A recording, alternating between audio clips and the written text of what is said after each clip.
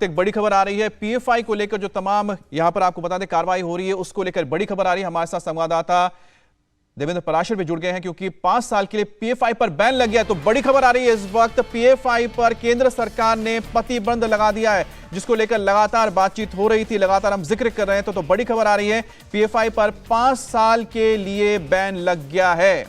इस वक्त की बड़ी जानकारी आपको दे रहे हैं। पीएफआई पर ban, popular front of India यानी कि पीएफआई से जुड़ी ये खबर। सरकार ने पीएफआई के खिलाफ सबसे बड़ा एक्शन लिया है। केंद्र सरकार ने पीएफआई पर 5 साल के लिए बैन लगा दिया है। केंद्र सरकार ने पीएफआई और इससे जुड़े संगठनों को गैर कानूनी संगठन करार दिया है। हमारे साथ हमारे पॉलिटिकल एडिटर देवेंद्र पराशर जुड़ गए हैं। देवेंद्र, ये खबर लगातार लोग सोच रहे थे कि कब खबर आएगी, लेकिन आखिरकार आ गई। आखिरकार किन चीजों को संज्ञान में रखते हुए ये बैन लगाया गया है?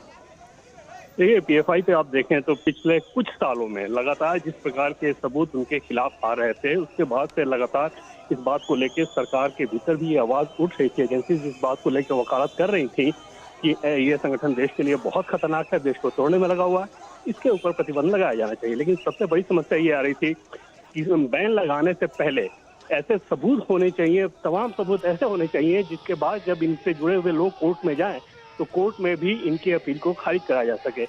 उस लिहाज से लगातार उस बात को लेकर तैयारी चल रही थी। और पिछले कुछ दिनों में आपने देखा कि देश भर में जिस प्रकार से 2 राउंड में पीएफआई से जुड़े हुए लोगों उनके दफ्तर पर लगातार रेड हुई और उसमें ऐसे ऐसे सबूत मिले हैं कि उसके बाद ये लग गया कि अब इनके ऊपर प्रतिबंध लगाया जाना चाहिए। और न सिर्फ पीएफआई बल्कि पीएफआई ने बहुत सारे फ्रंटल ऑर्गेनाइजेशन बना रखे थे, उनके ऊपर भी प्रतिबंध लगाया गया। जैसे उनका अलग स्टूडेंट विंग था और उन्हें बखूबी पीएफआई नेताओं को इस बात समझ में आ गई थी कि आज नहीं तो कल उनके ऊपर प्रतिबंध लगेगा। तो चालाकी दिखाते हुए उन्होंने बहुत सारे एफिलिएट संगठन बना लिए थे, उन सारे के ऊपर भी प्रतिबंध लगा दिया गया अगले 5 साल तक के लिए। देवेंद्र, देखिए काफी लोगों की गिरफ्तारी भी इस बीच हुई। ऐसे में क्या वो अहम पॉइंट रहा जिसके बीच ये बैन लगाया गया, जिसको देखते हुए? इसमें 2 तरीके के बहुत सारे सबूत मिले हैं। पहली बात तो ये कि जो उनके कंप्यूटर्स जब्त हुए, उनके पेन ड्राइव, उसमें तमाम चीजें ऐसी थी जो कि किस प्रकार से देश को वो तोड़ने में लगे हुए थे। दूसरी चीज उनकी फंडिंग को लेके कि कैसे उनके पास फंडिंग हो रही है, वो फंडिंग टेरर फंडिंग के तौर पर जा रही है, उसका इस्तेमाल किया जा रहा है देश को तोड़ने में। देश में अलग अलग जगह पे जो प्रोटेस्ट हुए थे उस प्रोटेस्ट को भड़काने में भी, जैसे शाहीन बाग की बात कर लें आप, या यूपी की बात कर लें, या कर्नाटक की बात कर लें, उसमें पीएफआई के लोग कैसे एक्टिव होते थे, कैसे उसकी फंडिंग की जाती थी। तो ये सारे सबूत एजेंसी के पास आ गई और जिन जिन लोगों को गिरफ्तार किया गया, चाहे वो वर्तमान उनके नेता हो या फिर उस पद से हट चुके हों, उन सारे के खिलाफ बहुत ज्यादा सबूत जब आ गए, उसके बाद यह फैसला किया गया कि अब सही समय है कि पीएफआई और उससे जुड़े हुए संगठनों पर प्रतिबंध लगाया जाए। जी अच्छा देवेंद्र, एक बात बताइए, अब ये जो बैन लगा है इसके तहत क्या होगा? पीएफआई सारे अपने काम को रोकना पड़ेगा, उसके जो फ्रंटल ऑर्गेनाइजेशन है जैसे कि कैंपस फ्रंट ऑफ इंडिया या फिर उसका पॉलिटिकल विंग है एसडीपीआई, क्या इन पर भी ये बैन लागू होगा? या बिल्कुल, उनसे जुड़े हुए, जैसे पहले मैं आपको बता रहा था कि उनके जो भी जुड़े हुए एफिलिएट हैं, उन जो संगठन हैं, उन सारे के ऊपर बैन रहेगा। और बैन का मतलब ये रहेगा कि अपनी कोई भी एक्टिविटी वो नहीं कर सकते, उनके सारे अकाउंट सील हो जाएंगे, उनके दफ्तर सील हो जाएंगे। तो उसमें इस ऑर्गेनाइजेशन से जुड़े हुए लोग, उनके ऊपर जो कानूनी कार्रवाई चल रही है वो तो चल रही है, इसके अलावा संगठन के तौर पर वो कुछ भी नहीं कर सकते। अच्छा, 5 साल का जो बैन लगा है, ये 5 साल का पीरियड क्यों दिया गया है? देखिए, उसमें यह रहता है कि पहले एक बार आप बैन लगाएं और उसके बाद उन सारी चीजों को देखें, असेस करें कि आगे क्या इनके इस संगठन के लोगों में कोई चेंजेस आ रहे हैं, उनके कामकाज में कोई चेंजेस आ रहे हैं। तो इन सारी चीजों को ध्यान में रखते हुए पहली बार में ही अनिश्चितकालीन प्रतिबंध किसी पे नहीं लगाया जाता है। तो उस लिहाज से ये 5 साल का प्रतिबंध लगाया गया। हालांकि इतना तय मानिए कि पीएफआई से जुड़े हुए जैसे ऐसे लोग हैं, कोर्ट में इसको जरूर चुनौती देंगे और बहुत सारे नामचीन एडवोकेट भी हैं जो कि पीएफआई की वकालत करते रहते हैं, वो जरूर कोर्ट में इसकी चुनौती देंगे। और वो एक सबसे बड़ा समस्या ये थी कि वहां पे इतने सबूत होने चाहिए कि कोर्ट में भी आसानी से स्टैंड किया जा सके पीएफआई के प्रतिबंध को लेकर, और इसीलिए एजेंसी ने इतना लंबा वक्त किया। देवेंद्र, आखिर कौन कौन से संगठन इसमें शामिल हैं? कितने संगठन अब उनकी मुश्किलें इस बीच बढ़ गई हैं? 4 से 5 संगठन उन्होंने अपने बना रखे थे और बनाने के पीछे वजह ये थी कि पीएफआई पे जैसे ही उनकी एक्टिविटी सामने आनी शुरू हुई, सबसे पहले केरल में जिस प्रकार से दिखना शुरू हुआ कि किस प्रकार से एंटी नेशनल एक्टिविटीज में ये लोग लगे हुए हैं, उसके बाद से वहाँ पे केरल की स्थानीय पुलिस के खिलाफ रिपोर्ट दिया, फिर कोर्ट में बात हुई, कोर्ट की कुछ टिप्पणी आई थी। उसके बाद जब सेंट्रल गवर्नमेंट की तरफ से बहुत सारे हलचलें शुरू हुई, तब पीएफआई के नेताओं को ऐसा लगा कि ये प्रतिबंध लगाया जा सकता है और उस लिहाज से उन्होंने बहुत सारे एफिलिएट भी अपने शुरू किए, उसमें फंड ट्रांसफरिंग भी शुरू कर दी थी ताकि पीएफआई पहले प्रतिबंध लगे। क्योंकि पीएफआई से पहले भी आप देखें तो सिमी या उससे दूसरे जुड़े हुए जो संगठन थे, उन्होंने ही अपना रूप बदला और पीएफआई के तौर पर सामने आए। तो अगली चालाकी के तौर पर उन्होंने और भी जो संगठन बनाया, उनको ऐसा लगा कि पीएफआई का प्रतिबंध लग भी जाए तो बाकी संगठन के मार्फत हम अपना काम कर सकते हैं। सेंट्रल गवर्नमेंट ने उनसे जुड़े हुए सभी संगठन जो भी उनके एफिलिएट हैं या उनके विंग हैं, जैसे कि एसडीपीआई हो या दूसरे विंग, उन सबके ऊपर प्रतिबंध लगा दिया है। अच्छा देवेंद्र, जैसे आप बता ही रहे थे कि किस तरह से जैसे सिमी हो या फिर दूसरे ऑर्गेनाइजेशन थे, जैसे पीएफआई भी पहले दूसरे नाम से आता था, बाद में उन्होंने अपना नाम बदला, उसमें सिमी के तमाम लोग भी जुड़ गए, तो ऐसे में कि आगे ये लोग फिर से किसी दूसरे नाम के साथ ना आए, उसको लेकर भी कोई कदम उठाया जा रहा है? क्योंकि एक बहुत बड़ा एक सवाल रहता है हमेशा। जी हाँ, बिल्कुल। इसमें जैसे पूरी रणनीति आप देखें सेंट्रल गवर्नमेंट की, तो आपको लगेगा कि बहुत मेटिकुलसली प्लान जिसे रणनीति कहते हैं उस तरीके से किया गया। जैसे सीधे सीधे प्रतिबंध लगाने के बजाय उनसे जुड़े हुए जो लोग हैं पूरे देश भर में अलग अलग राज्यों में फैले हुए हैं, पहले उनको रेड किया गया, उनको हिरासत में लिया गया, उनके खिलाफ तमाम सबूत इकट्ठा किए गए, ताकि जो किंग पॉइंट हैं उन्हें ही आप पहले सलाखों के पीछे पहुंचाएं, क्योंकि वही लोग जाके दूसरा संगठन बना सकते हैं। तो इस लिहाज से प्रतिबंध से पहले वो काम कर लिया गया। उसका अगला स्टेज आया प्रतिबंध को लेकर। इस बात को लेकर मैं आपको बताऊं कि गृह मंत्री अमित शाह पिछले कुछ दिनों में घंटों बैठक करते थे इस बात को लेकर, और एक साल से तो बहुत सीरियसली बैठकें होती थी। उसमें तमाम सारे सबूतों को परखा जाता था, उसमें इंटेलिजेंस विंग के अधिकारी होते थे, सुरक्षा के अधिकारी होते थे, उनके साथ बैठ के एक एक पहलू पे चर्चा होती थी कि अगर इनके प्रतिबंध लगाया जाए तो क्या होगा, कौन से सबूत इनके खिलाफ आ गए। तो इन सारी चीजों को बहुत मेटिकुलसली प्लान करके ये एक्शन लिया गया है। जी देवेंद्र, जो व्यक्ति ऐसे संगठनों को फंडिंग करता है उसे कितने साल तक की अब सजा सुनाई जा सकती है? देखिए, उसमें अलग अलग मामले हैं कि जिसको टेरर फंडिंग को लेके जहाँ पे केस बनेगा उसके लिए अलग तरीके से उसको हैंडल किया जाएगा। जो सिर्फ कोई सभा करा रहा है या किसी चीज को करा रहा है तो वो केस टू केस वेरी करेगा कि किसके खिलाफ कैसा मामला बनता है। और इसीलिए जैसे कि मैंने पहले आपको बताया कि जितनी बड़ी सूची हो सकती थी उससे जुड़े हुए लोगों को सबको पहले रडार पे लिया गया। और आपने देखा होगा कि पहले फेज में जब रेड पड़ा था तो रात का समय चुना गया इस लिहाज से, और एक साथ उसमें रेड डाला गया था लगभग 15 राज्यों में, और रात का समय इसलिए से चुना गया कि ऐसा ना हो कि दिन में कोई एक्शन शुरू हो फिर इधर उधर भागने लगे। तो एक साथ पूरी तैयारी करके पूरे राज्य में, जिसमें एनआईए उसमें इन्वॉल्व थी, ईडी के लोग इन्वॉल्व थे, राज्यों की पुलिस इन्वॉल्व थी, और उसके बाद ये पूरा ऑपरेशन किया गया। और फिर दूसरे फेज में परसों ये ऑपरेशन किया गया और अब आके कल रात प्रतिबंध लगाया गया। अच्छा, अब एक बड़ा सवाल ये है कि जिस तरह से पीएफआई के सदस्य और जिस तरह से पीएफआई पर जब रेड हो रही थी उस समय जो प्रदर्शन हुए थे, उसके लिहाज से अब कितना मुश्किल रहेगा राज्यों को ये संभालना कि कानून व्यवस्था कैसे संभालेंगे, क्योंकि उनका एक कैडर है और जो कैडर है वो काफी हिंसक वारदातों में शामिल रहा है। अमित, इसमें ये बहुत बड़ी समस्या इस लिहाज से नहीं आएगी कि आप देखें तो पीएफआई जिस कम्युनिटी को लेके ये बात करती थी उनके नजर में भी एक्सपोज है पूरी तरह से, और पीएफआई को वहां से कोई सपोर्ट मिलता हुआ नजर नहीं आ रहा है। उस कम्युनिटी के तौर पे कोई सपोर्ट मिल रहा हो ऐसा बिल्कुल नजर नहीं आ रहा है, और वहां से बहुत आसान होगा ऐसे लोगों को काबू करना। निश्चित तौर पे साउथ में इन्होंने क्योंकि अपनी पैठ गहरे जमा ली है, केरल खासतौर पर केरल की अगर आप बात करें तो वहाँ पे पैठ गहरे जमा ली है, तो वहाँ पर थोड़ी मशक्कत करनी पड़ सकती है। इसके अलावा क्योंकि कम्युनिटी का सपोर्ट नहीं है, सबको ये पता है कि हाँ ये ऐसे काम में इन्वॉल्व हैं, तो उस लिहाज से इनके ऊपर प्रतिबंध लगाना, उसके ऊपर कार्रवाई देवेंद्र, अब हमारे साथ बने रहिए। हमारे साथ बीजेपी के प्रवक्ता शहजाद पूनावाला जुड़ गए हैं। शहजाद, एक बहुत बड़ी खबर है कि किस तरह से पीएफआई के ऊपर जो कार्रवाई हो रही थी उसके मद्देनजर आखिरकार केंद्र सरकार ने यह फैसला लिया। आपको लगता है कि ये बिल्कुल वक्त मुफीद था, इस वक्त ही इसको बैन लगना चाहिए था या पहले लग जाना चाहिए था? देखिए, जब आए दुरुस्त आए। मैं ये कहूँगा कि प्रतिबंध लगाना एक बहुत लंबी विस्तृत कानूनी प्रक्रिया होती है, और सारी कड़ियों को जोड़ते हुए जिस प्रकार से पीएफआई, जिसका सिमी के साथ, आईएसआईएस के साथ, इस्लामिक जमातुल मुजाहिदीन बांग्लादेश के साथ जो नेटवर्क और लिंक रहा है, उसको मद्देनजर देखते हुए जिस प्रकार से ये प्रतिबंध लगाया गया है विस्तृत रेड के बाद, अरेस्ट के बाद, तो इसका स्वागत होना चाहिए। पर देखिए अमित जी, एक हकीकत ये भी है कि जिस प्रकार से पीएफआई को कुछ राजनीतिक दलों ने, चाहे कांग्रेस ने जब उनकी कर्नाटका की सरकार थी तब केसेस विड्रॉ करने का काम किया, राजस्थान में जिस प्रकार से पीएफआई को फ्री रन दिया गया है, जिस प्रकार से केरल की सरकार ने वहां पर पीएफआई के लोगों को सरकारी नौकरियां देने का काम किया है, जिस प्रकार से जब इन पर दंगों पे कार्रवाई हुई, सीए दंगे हो या दिल्ली के दंगे हो, जो भी हो, उस पर इन लोगों ने विरोध के स्वर प्रकट किए, और जिस प्रकार से एक लंबा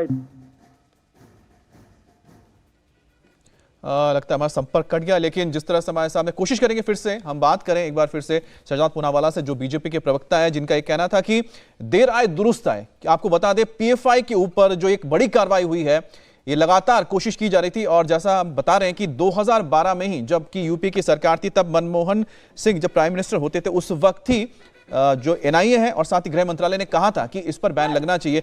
देवेंद्र, जो बात कही देर आए दुरुस्त आए, क्योंकि 2012 से लगातार मांग उठ रही थी और 2006 से लगातार तो इनकी बहुत सारी चीजें सामने भी आ गई थी। इतना वक्त क्यों लगा, लेकिन आखिरकार हो गया जो होना चाहिए था? जी हाँ, बिल्कुल। 2006 में जब ये संगठन अस्तित्व में आया था, और उस समय ही क्योंकि बाबरी मस्जिद विध्वंस के बाद ऐसे बहुत सारे संगठन, खासतौर पे न सिर्फ भारत में बल्कि दक्षिण एशिया में ऐसे कुछ संगठन आए थे। 2006 में 3 ऑर्गेनाइजेशन थे, जिसमें से राष्ट्रीय विकास मोर्चा, कर्नाटक फोरम फॉर डिग्निटी और तमिलनाडु की एक कमेटी थी, मनीथा नीति पसारी।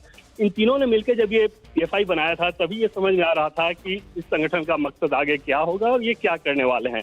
लेकिन 16 साल के इतिहास में आप देखें, पीएफआई के इतिहास में लगभग 23 राज्यों में ये फैल गया और लगातार अपनी जड़ें जमा रहा था। दावा ये किया जाता था कि मुसलमानों और दलितों के लिए काम कर रहा है, लेकिन सबको पता था कि वो किस चीज के लिए काम कर रहे हैं। जो उनकी आर्थिक गतिविधियां थी, मध्य पूर्व के देशों से उन्हें बहुत फंडिंग होती थी। और क्योंकि केरल में कोझिकोड में उनका पहले मुख्यालय हुआ करता था, जो कि बाद में उन्होंने दिल्ली शिफ्ट किया, तो केरल के बहुत सारे लोग मध्य पूर्व एशिया में हैं और वहां से उनके लिए इकट्ठा करना बहुत आसान था। और उस लिहाज से इन्होंने अपने संगठन की जो जड़ें हैं बहुत ज्यादा फैला ली। लेकिन सबसे बड़ी समस्या ये थी कि इनके खिलाफ ऐसे सबूत होने चाहिए थे जो कि कोर्ट में स्टैंड कर सके। तब की एजेंसी ये जो आरोप लगता है कि शायद किसी खास निष्क्रियता के तहत उनके ऊपर कोई कार्रवाई नहीं की गई, या जो आरोप लगाया जाता है कि अपीजमेंट के तहत, तो ऐसा तो नहीं कि इनको पढ़ने दिया गया।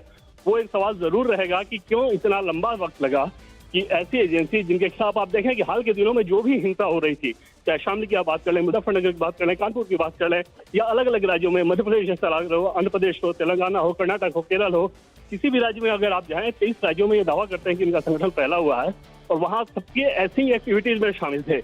बावजूद इसके इतना लंबा वक्त लगना निश्चित तौर पे एजेंसीज या तत्कालीन सरकार जो रही थी उसके ऊपर एक बड़ा सवाल है कि ये काम पहले भी किया जा सकता था, तब शायद इतना फैलाव नहीं हो पाता। देवेंद्र, एक बार इसके बारे में भी जानकारी देना चाहेंगे कि वो कौन से मामले रहे जिसमें पीएफआई की भूमिका की जांच कर रही है एनआईए?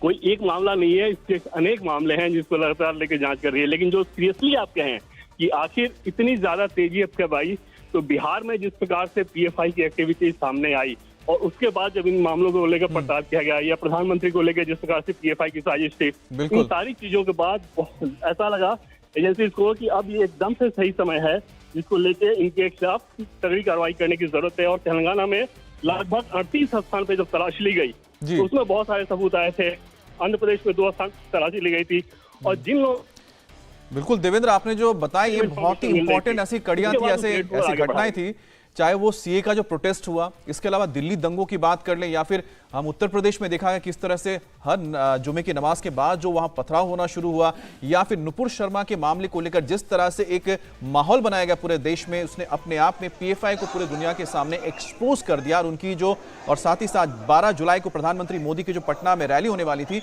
उसको किस तरह से सैबोटाज करना था, किस तरह से प्रधानमंत्री मोदी निशाने पर थे, और साथ ही वो विजन डॉक्यूमेंट पीएफआई का 2047 जिसमें भारत को इस्लामिक स्टेट बनाने की मंशा जाहिर हो गई। हमारे साथ मनीष प्रसाद भी जुड़ गए।